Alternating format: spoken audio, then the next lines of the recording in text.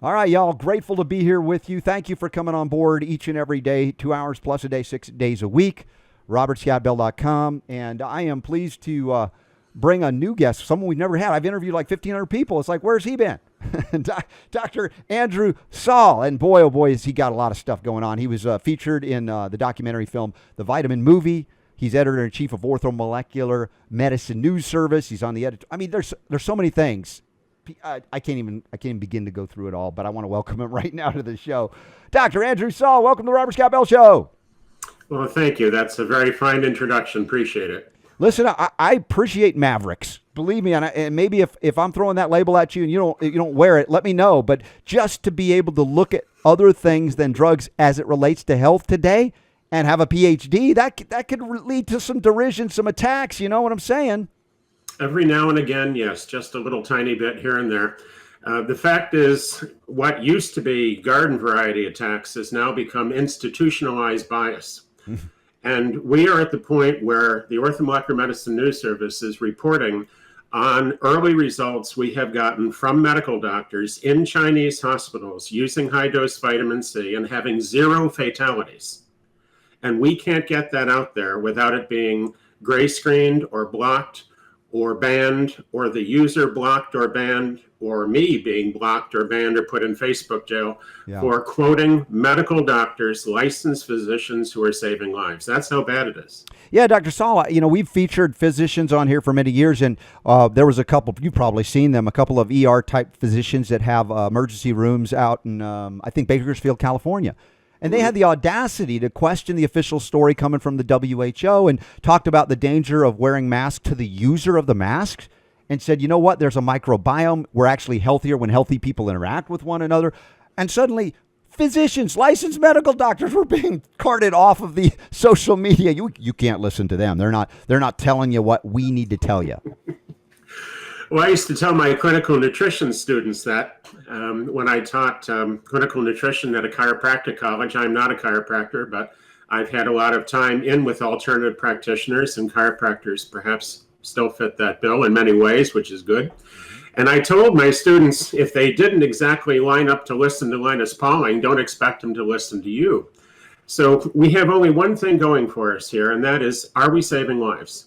And that's the bottom line. That's the beginning. That's the end of the day. That's all we need to know. And I try to find as many physicians as I can and see who's getting results and copy them. And it so happens that orthomolecular or nutritional physicians seem to be getting spectacularly good results against viruses, against COVID, and they've been getting good results against serious viral illness since the 1930s, when Dr. Klaus Washington Jungblut, a medical doctor at Columbia University, a full professor, in 1935 published on how vitamin C prevented and reversed polio. Now, Jungblut had a series of papers in the 30s. Time magazine did a feature on him in 1939. And whatever happened to using vitamin C against polio? Well, we know what happened. The vaccinations took over, and vitamin C was basically written out the same way that Trotsky was written out of Stalinist history of Russia. Right. Yeah, it's revising history to fit a narrative that controls the present and the future. And I referenced the medical school training where in the early part of the 20th century, when you went to medical school, you were just as likely to be going to a homeopathic medical school. And there was naturopathic medical school. And they all competed for, students as well as, for clients, patients. And you would allow the success of each for instance, given profession to say, this is where I want to go for that. We look back at the history of naturopathy, homeopathy in the midst of Spanish influenza and other fever diseases. We find the mortality rate down near 1% or less compared to 40 to 50% with the allopaths. We're suppressing things using aspirin, experimenting with vaccines, even in the early 20th century, et cetera. So you're doing a daunting task because it seems that you're focusing, even though we've got this vitamin masterclass coming up that you're going to be teaching, 7 parts we'll talk about, but you're actually going into the medical community and saying, hey, there's another way. I'm obviously, as a homeopath, I'm not in there. I'm not licensed to do that. I don't do that. And I'm encouraged that people are trying to bring them a little bit closer to where I would like to be for people, more looking at nutrition and eating better and all of these things, minerals and such. So how have you been able, because I think you're really going deep into the medical literature as well to try and impassion these doctors, say, hey, this isn't just out of the blue I'm saying this, right? It's actually just reading their journals. And the problem now is that physicians don't have the time or the intellectual curiosity or the support or the practical, legal, financial position where they can do this. I am working with physicians all the time who have been using high-dose vitamin therapy for decades and reporting on those that were doing this long before I was born. Dr. Frederick Robert Klenner, an MD, board-certified chest specialist down in North Carolina, was curing viral pneumonia in 72 hours. Mm-hmm. Now, this is a Duke University Medical School graduate, a specialist doctor who had a lot of experience and published nearly 20 papers in peer-reviewed journals on using extremely high doses of vitamin C. We're talking 40, 50, 60,000 milligrams a day for viral pneumonia and getting good results. Often he used injection, often he used it orally. And then there's Dr. Robert Fulton Cathcart III in California, who in the 70s and 80s and 90s treated over 30,000 patients with severe viral illness, including acute hepatitis and once again pneumonia. And he was using doses up to 200,000 milligrams of vitamin C a day. If you post on these two doctors at Facebook, it will be blocked, it will be gray screened, it will be called false information and false news. Wikipedia eliminated Cathcart's webpage, his Wikipedia page. Wikipedia eliminated Klenner's historical webpage. So it's come to the point now where if people want to learn something, they can't because they're being kept from seeing it. The World Health Organization met with Google, they met with Facebook, they met with Amazon. CNBC News reported on this several months ago, and they told them, stop the spread of this information.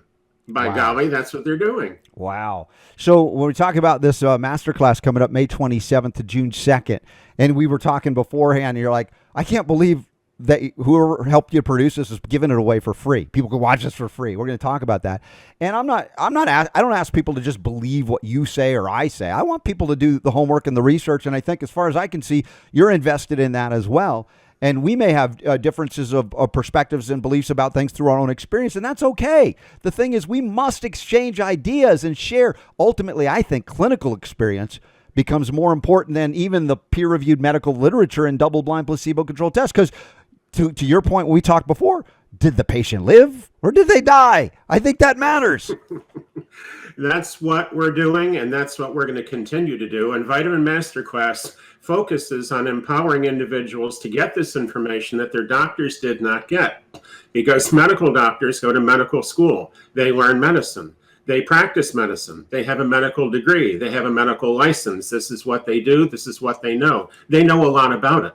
But the average physician has less clinical nutrition education than we had at the chiropractic college that I taught at, where 2 courses, not 2 hours, but 2 courses were required. Most doctors will not even have 1 complete course in nutrition. Many of them will have only a few classroom hours. So you have to learn about nutrition, and the way to do that is to find the doctors that already know it.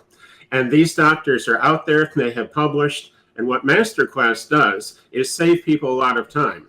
I spent 44 professional years now going through the literature and finding the good stuff and publishing it. The very first course I taught was in 1976, and it was called Forgotten Research in Medicine. And I'm still doing it, and It's still fun. Yeah, no, it's great. Now, if we talk about the masterclass, again, specifically in terms of the audience, right? I have a mix. We have lay people, we have doctors, we have all kinds of professionals as well. Is this something that anybody on the spectrum of learning, from professional to the lay audience to the moms at home saying, hey, I want to learn a little bit more about this. Can anybody engage in this and come away with things that are practicable and usable? I certainly hope so. I have a background in education, not medication, and I have taught every grade there is from first grade through postdoctoral. And I have found that there are certain principles that apply all through that spectrum. And that is, you have to have something worth learning. One of my mentors told me years ago, you give a course you yourself would sit through. The next thing I learned was back up your statements. It was described by one professor the way baboons choose a new leader. When a dominant male baboon is challenged by another male baboon, there isn't a fight. They simply line up and group behind the baboon they prefer, and it's sort of a vote. So the professor said to me, the point here is when you make a statement, get a lot of baboons to back you up. And the third thing is that I have an appalling or an appealing sense of humor, depending on your point of view. And I bring that in because having taught junior high, having taught every grade, I know that it's important to make this interesting. Now, I think it's inherently interesting. But right now, people are scared. They are scared virtually to death over COVID-19. It is just another virus. It is a nasty virus, but we've had nasty viruses before. The Spanish flu epidemic after the First World War is a good example. The SARS epidemic in the early 2000s, the swine flu epidemic back in the mid-70s. These have all been very, very nasty influenzas. Viruses have always been with us. They always will be. We have to build our own immune system. There isn't a vaccine. There isn't a drug for COVID. There's some ideas, but there's nothing right now that you can actually rely on. The only game in town right now is your immune system. And that's why vitamin C works. Well, and of course, looking to do the things that we talk about here all the time to support the immune response as opposed to suppress it. And I recognize that, some have argued, hey, look out for hyperstimulating immunity. I don't encourage that. I don't think that's necessary either. But the reality is our bodies know what to do when they're in the state of health. We really don't have to intervene much, but what does the body need, right? What does it not need? Part of this process, arguably, is a toxicological burden on the body. Talk about Wuhan, China. We looked at satellite imagery over Wuhan for the year prior to the time this thing broke out. And whether you claim it's a virus or it's opportunistic, you can't live in toxic pollution and not expect your body to relinquish vitamins, minerals, trace elements to protect yourself until they're depleted. And then what? Do you even need a virus? Is the point. That's it. Yeah. And vitamin C is not only an antiviral, it's also an antitoxin. So it's a very good way of approaching things. Keep in mind that people who have an overactive immune system or they have some kind of an immune dysfunction disease often are told that if they take vitamin C, it will make their problem worse. That's not true. Dr. Frederick Robert Quenner treated multiple sclerosis, generally regarded as an autoimmune disease, with very high doses of vitamin C and vitamins. And what he found was high-dose nutrition normalizes an immune system. It doesn't hype it up if it's hyped. Right. It lets it work properly. And this is what we want. Yeah, and you mentioned chiropractic. I talk about innate intelligence, right? They speak about the body's ability, of course, vital force and homeopathy. There is a knowledge that's beyond our mental constructs. We couldn't conceive of all the things the body has to do just to keep us going, much less health or restoration of that health. Now, again, acknowledge you're dealing with information that is controversial to some, not to others. And again, there are even disagreements among nutritionally focused researchers, and I'm okay with that. Like I said, I want more information to be exchanged to make decisions and then apply things clinically and go, let's get better and better as we go because we learn from one another. Now, you wouldn't get mad at me, Dr. Andrew Saul, if I say, hey, you know what? I could take micrograms of selenium and achieve what some people are taking grams of C to do. Does that mean I hate vitamin C? No, it just means I've been able to achieve success doing that. It's like, why would we want people to be alive and well? Well, you'll be pleased to know that the International Society for Orthomolecular Medicine has specifically recommended selenium. In addition to its COVID prevention protocol of 3,000 milligrams of vitamin C a day in divided doses, which is actually a modest amount, it also recommends 100 micrograms of selenium, 20 milligrams of zinc, 400 milligrams of magnesium, and 2,000 to 5,000 units of vitamin D, as in Doug. And President Trump would be way better off paying attention to this than whatever he's got as a doctor there giving him, if that's true, hydroxychloroquine, especially without zinc, because zinc is the key there, as you mentioned, one of those minerals. So there's a lot of learning that needs to happen. But so far, we have not been invited to the table in any White House, to my knowledge. They paid lip service to natural things, but they really don't say, hey, come on in, let's all discuss this and see, like you point out, what's clinically happening out there with the doctors that are renegades that we want to ban and suppress. Yeah, we almost got it, because the National Institutes of Health invited a colleague of mine, Dr. Richard Cheng, who's a Chinese-American specialist in anti-aging medicine, who is in Carolina, but he happened to be over in China for Chinese New Year visiting his parents when the whole COVID thing blew out. And of course, he's been obligated to stay there morally, but also physically because of the restrictions. So Dr. Cheng has been working with Shuailan Peng at a Wuhan hospital and also Enquan Mao at a Shanghai hospital. And both of these doctors have reported success with high-dose vitamin C. In fact, nobody's dying when they give them enough vitamin C. So Dr. Cheng was invited to speak at a National Institutes of Health sponsored presentation, which he did. And a number of people saw it. And here's what happened. Dr. Cheng did an additional version of this, same slides, and he did a little bit of additional description for the public. And when he put this up on YouTube, they took it down. So he put it up again, they took it down. And if you try to share this, you will get blocked. Now, this is an NIH presentation that's being blocked. And the weird thing is, China blocks Facebook. And yet in China, there's more freedom of information on vitamin C for COVID than in the land of the free and the home of the brave. And I was raised that just isn't right. No, it's not. Again, we need freedom. That's how scientific advancements happen, because of freedom of thought, freedom to innovate, not suppression and narrowing of the questioning, the asking of the questions. For goodness sake, that to me, there's a lot of anti-science. People claiming to be pro-science because they say, no, we can't go. You don't even look there. You know what? We just need to ban people from saying, even if they're doctors.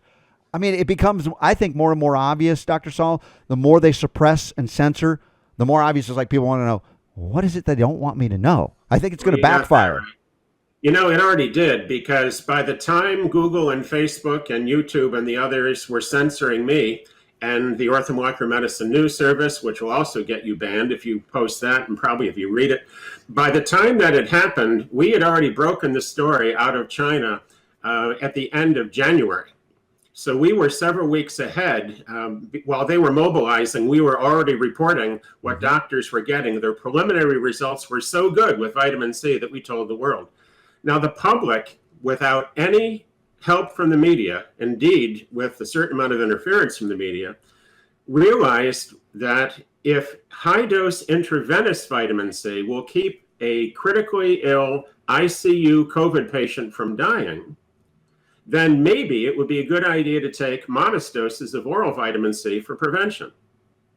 And in a matter of a few weeks, vitamin C vanished from shelves around the world. It sold out everywhere. And I had people reporting literally from all countries, and they were saying that vitamin C had sold out. The public didn't need to be told this. All you have to do is tell the public the truth. Yeah. And that's the one thing my mother told me years ago when I was a little boy. She said, in wartime, the first thing that goes out the window is truth. Truth, yes. And that's what we've got now. We're at war with a tiny little virus that is a coronavirus that is similar to the common cold virus, similar to SARS virus. These things have always been around and always will be. They're going to mutate. They're going to change. Our immune system is how we deal with them. It is an arms race. Yeah. I might argue that the war is against those who don't want us to know the things we're talking about, right? Because once we do, we don't have to be at war with viruses at all. We recognize that, even as it's argued now in the frontiers of medical science, that they're exosomes spewing from our own cells, right? And that there's another process and necessity for them that is not necessarily harmful to us. It's so weird now because there's a disconnect. And here's how bad the disconnect is. The gentleman, the physician who is always on TV, telling us from the NIH that we need to do this and this and the other thing, Dr. Fauci? Yes. 4 years ago, in 2016, Washingtonian magazine interviewed him, and Dr. Fauci said that he personally takes 1,000 milligrams of vitamin C a day to help his immune system. I haven't heard him say anything about it recently. The disconnect goes even further. Just very recently, U.S. Senator Charles Schumer from New York State Good old has Chucky. come out and he's come out and said that these quack cures should be stopped, and he lists vitamin C among the things that he thinks are naughty. Has he ever had an original thought on this front? I mean, most of them are parroting stuff they're being told to say. They're not even thinking. What gets me here is that Chuck should know better because he's from New York, and New York's Governor Cuomo, his sister-in-law, cured herself of COVID with vitamin C. So what I'd like to know is the senator going to have the governor's sister-in-law arrested? Yes, please. Yeah, exactly. Call him Well, out. I hope not. No, I know. Of course not. But good Lord. Listen, folks, I know we're all over the map in terms of our experience and belief, medical training, non-medical training, nutritional training. And as I said, I urgently request that everybody open up and study more. We've got this extraordinary new event coming up. Well, it's new to us, called the Vitamin Masterclass. Andrew Saul, PhD, my new friend, and he was connected to us through Trevor King, who I want to find out how they connected in a moment. I'm just going to show you again online in the show notes today, robertscottbell.com. There's links to Andrew Saul and the Vitamin Masterclass starting May 27th until June 2nd. It's free. Absolutely free to join and learn and do what you want with it. It's going to be amazing. And then if you click on that link, it'll be taken to the actual class where you could submit your email address, and that's it. You'll get the link to be able to participate in it. So, Andrew, how did you connect with my friend Trevor King? Because he's just such a kind-hearted man. He's done so much to help so many through the outreach programs, webinars, and films that he's done over the years. Well, he found me, and I can tell his story because he's told it on film, so the cat's out of the bag. Trevor was suffering from depression, and he had heard that I had worked with Dr. Abram Hoffer, the Canadian physician who's famous for bringing high-dose niacin therapy to the attention of medicine, including Linus Pauling himself. So Trevor and I were talking, and I mentioned to him that niacin and the B vitamins and some other measures might help him. And he tried it, and they did. So he thought that was pretty interesting, and we decided it was time to get the word out. Since I am low tech, and he understands these things very well, we make a pretty good partnership, even though allowing for the fact that he's Irish and I'm a Yankee. That's good. You can get along. I know. We tease our friends over across the pond. Although you can screw up if somebody's in Ireland and call them British, right? That's a big no-no, right? You make not so good friends at that moment. So yeah, well, Trevor, the nice thing is Trevor's in Northern Ireland, so you can't even make that mistake. Right. Of course, I could. That's just me, and my wife will yell at me if that happens. I'm just saying. So let me bring Super Don into the mix. Again, I want to make sure everything's good here. Super D, the links that we have in the show notes today, and I think, Super Don, you're going to send out an email blast for all of those that subscribe at robertscottbell.com to get the link, just in case you're hearing this later and you don't see it easy. Right. Anything else we should know about the Vitamin Masterclass from your end? One thing that people have asked for is a focus on COVID-19. So we have done an additional class on that. Okay. But we also talk about things that are not directly related to the news of the moment. We go over the different vitamins. We go over the high-dose therapy. We go over the safety of the vitamins. We go over the research supporting the use of these vitamins. Mm-hmm. We go over the different forms of vitamin C, for instance. We go over the different ways to take them. Use with children, the elderly, Alzheimer's disease, all kinds of chronic illnesses that are actually working through by having vitamin therapy. An example is niacinamide, a non-flush form of niacin, has been used on mice to reverse Alzheimer's disease.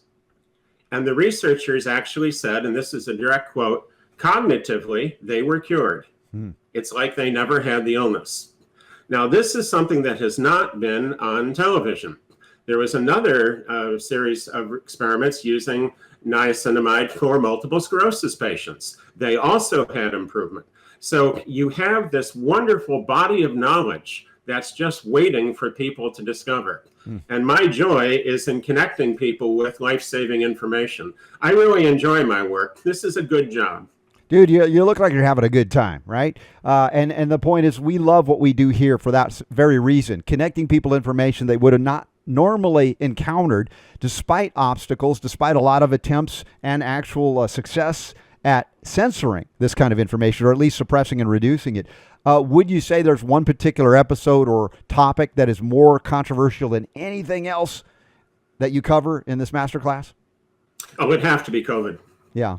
Yeah. So, y'all, he's not shying away from it. So if you want to learn other aspects and elements of what to do, help others to do. And like I said, I really want to help the physicians that are out there on the front line to step away from a pharmaceutical suppression only model.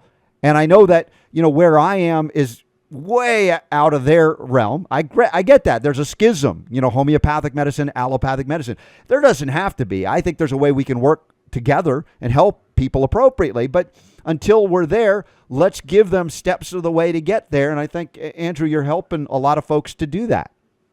Well, it's kind of you to say so. I have a tremendous debt, though, to those who have taught me. Dr. Abram Hoffer and Dr. Hugh Reardon and Dr. Robert Cathcart and many other brilliant physicians have shared their knowledge with me. Mm-hmm. And then I am now passing that on. So I truly do stand on the shoulders of giants. These are doctors who healed patients with vitamins. I don't even argue with people. I don't argue with doctors. I don't argue with the media anymore. When they give me a hard time, all I do is quote doctors, doses, and diseases. Mm-hmm. Over and over and over and over. And I say to them, what part of saving patients' lives with nutrition upsets you? Yes. And that's the point here, folks. Some of you may have different opinions about what Dr. Andrew Saul has said. That's okay. But bottom line it for me. If you can't get in there and help those patients to survive, why can't we help those that are trying and maybe open to the things that are being discussed here and save their lives? Is that all right? You okay with that? And even if you're not, we're going to do it. Well, the more they try to shut me up, the more I'm going to keep squawking. Years ago, I got in difficulty with Dr. Stephen Barrett of Quackwatch. He was not happy with what I was doing. Yeah, under the dictionary of Stephen Barrett, you read the definition of a douchebag. Mm-hmm. It's very interesting. Well, Dr. Barrett doesn't fit that description in my mind. I think that he knows a lot about what he knows about, but like most of us, you don't know what you don't know about. Mm-hmm. And I disagree with him. But there was an issue there that was not going very well. And by his challenging me, he actually did me a wonderful service.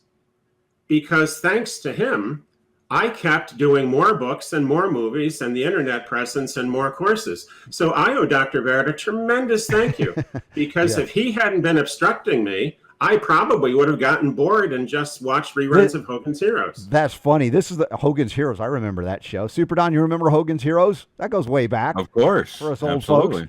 That's to the point of what you brought out, Super Don, just the other day, about studies now saying that by attacking us or our friends, you're actually backfiring if your agenda is to not get people to know about what Dr. Andrew Saul is talking about, the things we talk about.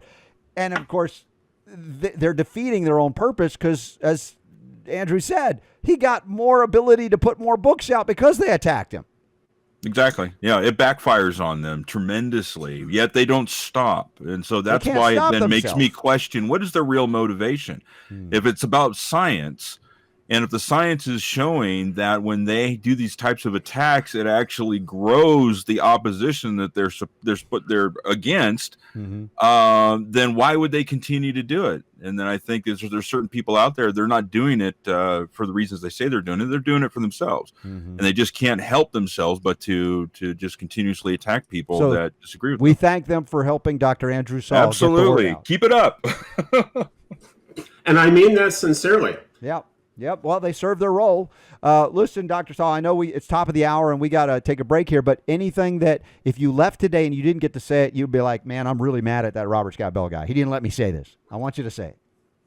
Well, I'll tell people this, that my website, dryourself.com, has been up for 21 years. It's peer-reviewed, easily searchable. Nothing's for sale. I have no financial connection with the supplement industry whatsoever.